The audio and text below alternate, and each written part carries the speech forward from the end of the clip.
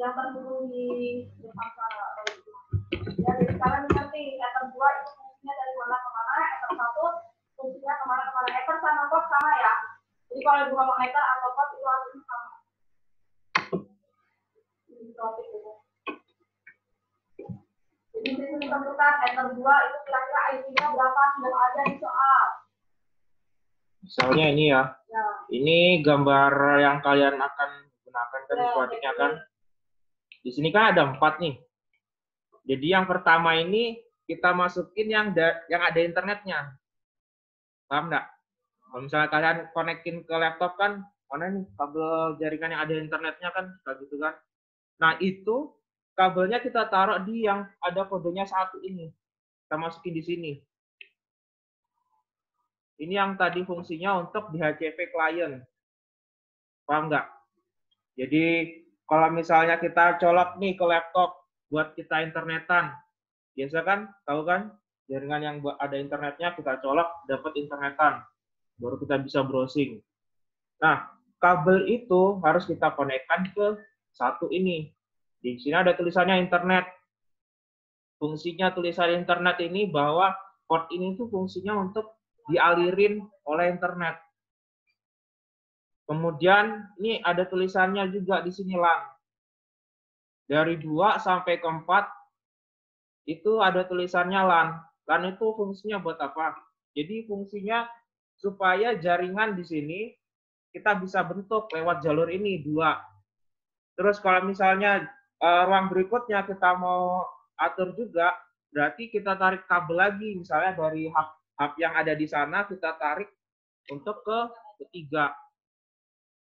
Berikutnya yang di ujung sana juga sama, kita tarik lagi kabel, kita masukin di 4. Nah, untuk pengaturan IP-nya ini, nah kita aturnya di Winbox. Di Winbox tadi di sini. Di sini nih. Ini untuk mendefinisikan IP-nya ruang 1, ruang 2, dan ruang 3 itu berapa, kita definisikan di sini. Ini plus misalnya. Paham logikanya? Jadi untuk memahaminya saya pernah kasih tugas di semester sebelumnya kan. Saya tulis di sini ether 2 misalnya ruang tamu. Ether 3 ruang belajar misalnya. Terus ether 4 misalnya ruang keluarga gitu. Itu supaya bisa paham bahwa ether 2 itu ini loh. Definisikannya di sini, fisiknya di sini. Jadi ini sudah ditulis dari pabriknya seperti ini supaya kita paham bahwa 2 sampai 4 ini untuk membentuk jaringan baru, kemudian 1 ini khusus untuk internet. Jadi fungsi utama dari alat ini adalah menggabungkan 3 ruangan menjadi 1 supaya bisa komunikasi. Paham ya? Kita lanjut lagi. Tadi IP address sudah dimasukin di sini, 100 ini. Kemudian nomor 7 DHCP pool. Nah, kalau kita sudah ngomongin DHCP pool, biasanya kita temukannya di mana? DHCP server. Jadi DHCP server IP, DHCP server. Dihapus dulu. Ini juga dihapus lagi.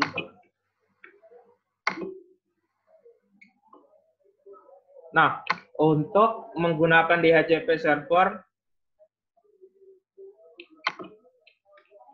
jadi biar ada bekasnya, saya tunjukkan di artikelnya juga. DHCP server, ini dia. Untuk masuk ke DHCP server, kita klik IP, kemudian DHCP server, dan di sini ada tab DHCP setup. DHCP setup, ini prosedurnya panjang. Ini kayaknya ini sudah pernah ya, harusnya sudah pernah saya kasih nih.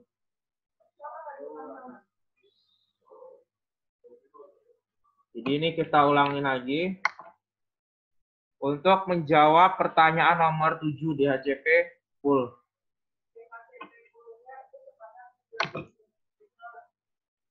Yang pertama, interface-nya kita arahkan.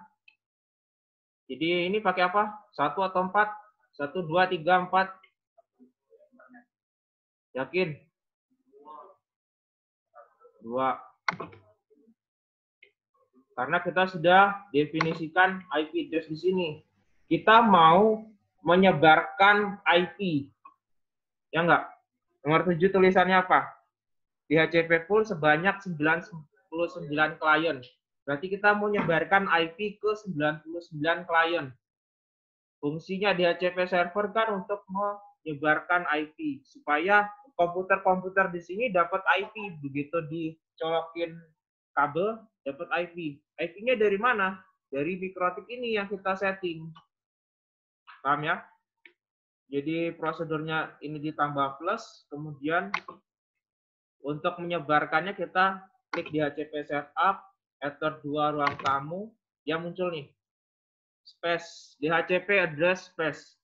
Ini muncul bila mana di address tadi kita sudah tambahkan. IP address-nya tadi sudah ditambahkan kan dia muncul otomatis. Jadi ini harusnya tidak kita otak-atik lagi. Ini harus muncul otomatis. Kalau settingan kita sudah benar.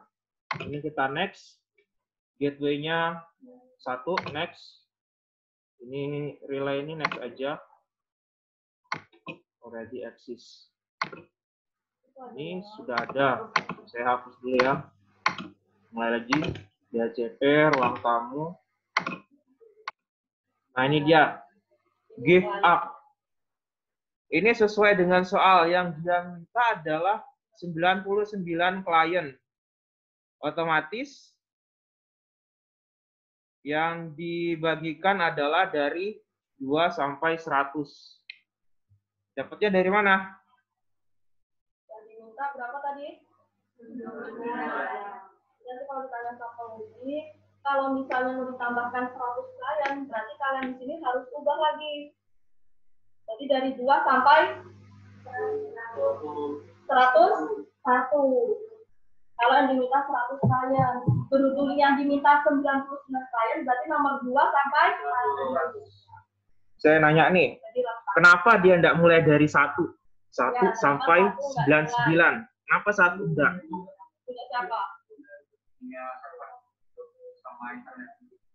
siapa? Ya siapa? Punya ID siapa itu? ID siapa? 1 itu milik dari si router Ether 2 tadi. Kan kita bagikan IP nih. 1 itu miliknya si ini, router yang kita setting. Makanya kliennya nerima 2 sampai 100. Paham ya?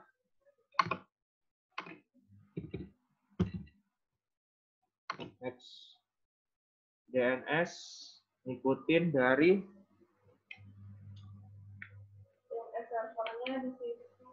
ini dia ngikutin di nomor 1 ya. DNS sesuai dengan DNS yang diberikan ISP. Berarti ini biasanya sesuai itu kalau nggak Google biasanya. Kalau nggak Google, harusnya sih Google. Tapi kalau ini berarti DNS 43234 ya dari ISP yang muncul di sini ya. Jadi nanti kalau ditanya DNS-nya sesuai dengan DNS yang diberikan ISP. Jadi ini tahu. Harus dirubah 888 itu. Jadi, nah, itu kan Google. Jadi misalnya DNS nih kita ditanya, kalian jawabnya itu 192.168.1.1 atau ini?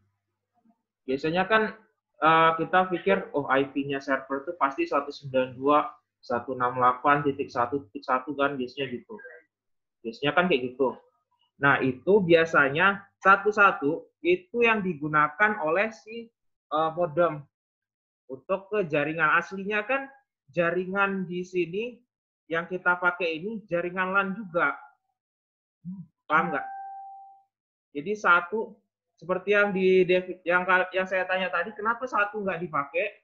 Karena satu tadi dipakai selain di router, dia di modem. Di modem ini untuk pusatnya lagi, di atasnya lagi.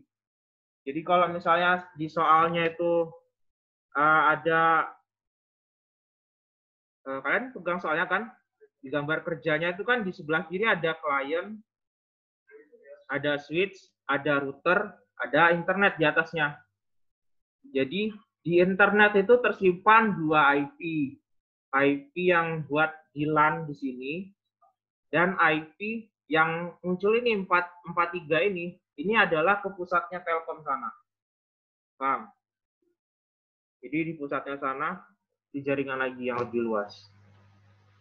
Jadi makanya DNS servernya muncul ini. Ini kan udah muncul di mana-mana nih, kita nggak pernah definisikan ini di address. Tapi dia muncul.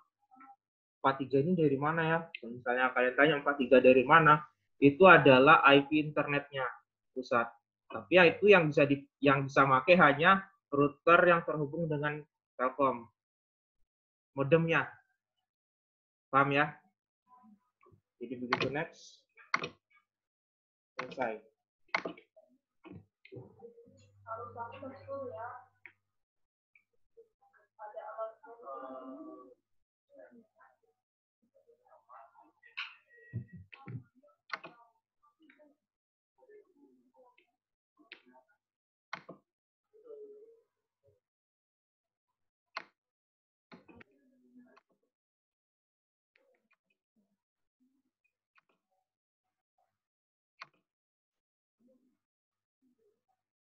Ibu hapus enggak yang nomor 15? Yang bisa menggunakan internet.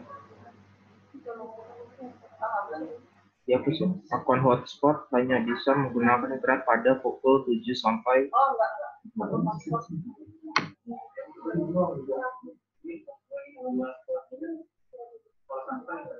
yang buat room itu jaringan apa?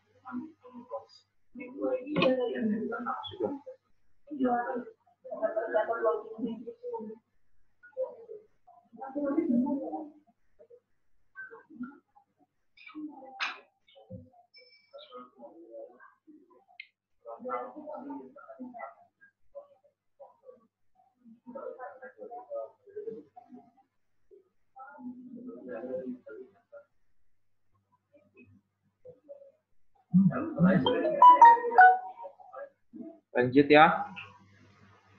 Tadi nomor 1 sudah dijawab ya. DNS-nya tadi keluar. Kemudian nomor 2 tadi juga sudah ada ya, sudah tahu di mana posisinya. Kita nomor 3, web proxy.